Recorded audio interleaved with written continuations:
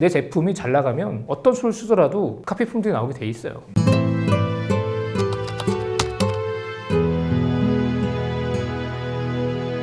네, 안녕하세요.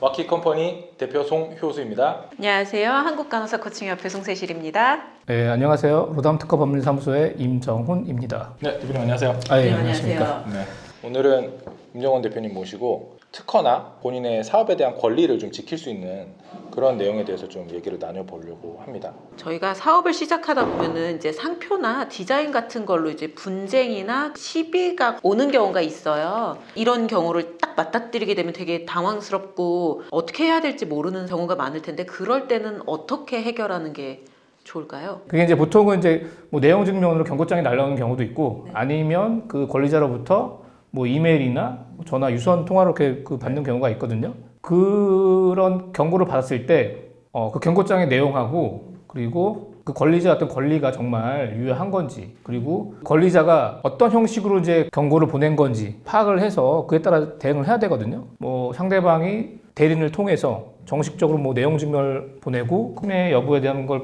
판단해서 보냈다. 그거는 이제 강력하게 대응하겠다는 취지인 거고. 근데 뭐 예를 들어 그냥 한번 찔러보고 마는 식으로 그냥 뭐 이메일로 보내서 너 내 거 침해했으니까 뭐 합의금 줘 뭐 이런 식으로 이제 가볍게 오는 것들은 그냥 한번 찔러보고 마는 경우도 있을 수 있기 때문에 어느 정도 진중하게 나한테 경고를 했느냐에 따라서 대응 방안을 좀 달리 해야 되죠. 그래서 평소에 사업하시는 분들은 주변에 아는 변리사를 한두 분 정도는 연을 좀 맺어주는 게 도움이 되겠죠. 임정훈 대표님한테 연락. 잠시만 잠깐 여기.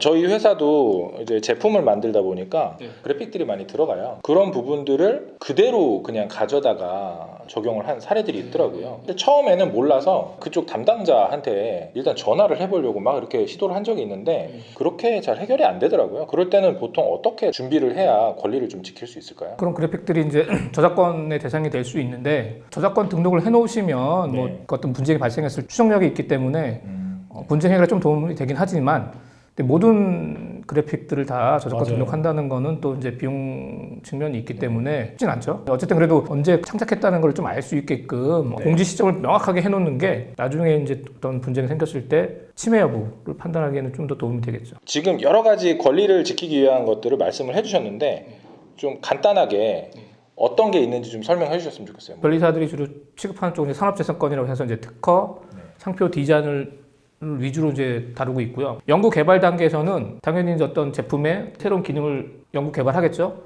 그럼 그 당시에는 이제 특허를 하시는 거예요. 그리고 이게 시제품이 나와요. 외관이 형성되는 거죠.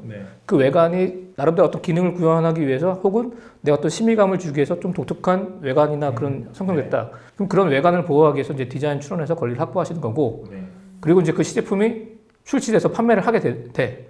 그럼 대부분 그 제품에 대한 네이밍 브랜드가 있잖아요. 그 브랜드를 정하고 판매할 때 이제 상표 출원을 해서 권리를 확보하시는 거죠. 이게 이제 어떻게 보면 지식재산 경영의 하나의 그 순환 구조거든요. 그렇게 해서 돈 많이 벌면 또 연구 개발하고 또 특허 내고. 비츠 프레젠트는 B&I 프레젠트 챕터 대표님들의 지식과 경험을 공유하는 채널입니다. 좋아요와 구독을 눌러주세요. 예를 들어서 외국에서 물건을 수입해서 팔려고 하는데 갑자기 난데없이 경고장이 날라오는 거예요, 저한테.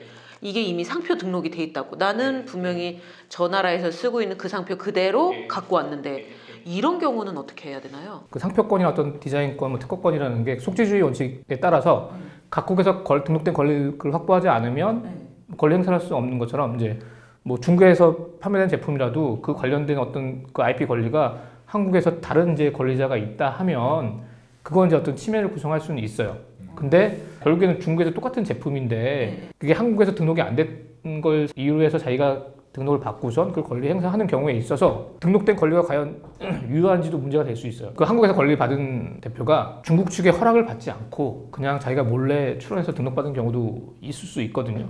왜냐하면은 중국 업체 입장에서는 나의 제품에 대한 어떤 IP를 수입해서 파는 사람에게 권리를 쉽게 주지는 않거든요. 그런 경우에는 일단은 그 권리가 유효한지 여부, 유효하지 않으면 무효시킬 수도 있고요. 근데 그 중국의 어떤 권리자랑 그 한국의 권리자가 어떤 경제적 결론 관계가 있고 그런 상황에서 정당하게 권리를 확보한 경우에 있어서는 이게 진정상품 병행 수입이 허용되는 케이스가 있거든요. 그 케이스에 해당되는지를 검토해서 비침에 주장할 수 있는 부분이 있는지를 살펴봐야 돼요. 이런 경우에 있어서도 이미 판단하기 좀 힘들죠.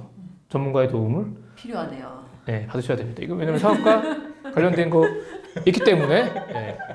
검토하시고 대응해서 어떤 뭔가를 가져갈 실익이 있으면 대응을 하시는 거고 아니시면 그 문제되는 상품을 수입을 안 하시면 되고 예. 대부분의 소상공인 입장에서는 분쟁에 신경 쓰느라고 본업에 집중을 못하면은 둘 다 이제 휘청하거든요. 그래서 이런 것 때문에 후발주자들을 그렇게 공격하는 경우도 있어요. IP 권리에 대한 활용 방법을 잘 아시는 대표님 같은 경우에는 심판 청구하고 소송 걸고 그러면 배소받는 입장에서는 심적, 경제적, 그 시간적 부담이 만만치 않거든요. 그렇죠. 예. 그 사이에 이제 그 선도 업체는 시장을 더 키우는 거고. 공격이라기보다는 최소한의 방어를 하기 위해서라도 지식재산권에 대한 등록이나 관련된 것들을 잘 준비해야 될 것 같아요. 그럼요. 어떤 새로운 사업을 도모할 때는 항상 그 IP 문제가 생기지 않는지를 사전에 검토하고 나서 투입을 해야 되죠. 검토 없이 뭐 다 뭐 제품 만들고 뭐 포장 패키지 만들고 뭐 광고하고 했는데 뭔가 문제가 돼. 다시 다 바꿔야 되거든요. 그러면 그 비용이 만만치 않기 때문에 본격적인 투자를 하기 앞서서는 사전 검토를 다 하셔야죠.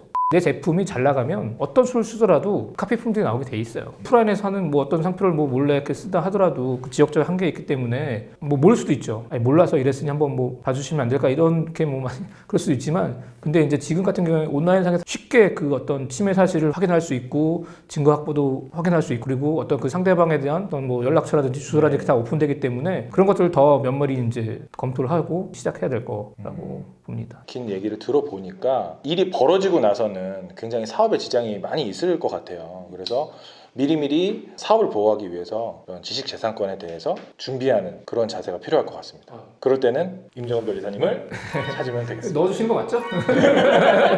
오늘 나와주셔서 정말 감사드립니다. 아, 감사합니다. 네, 수고하셨습니다. 수고하셨습니다. 네.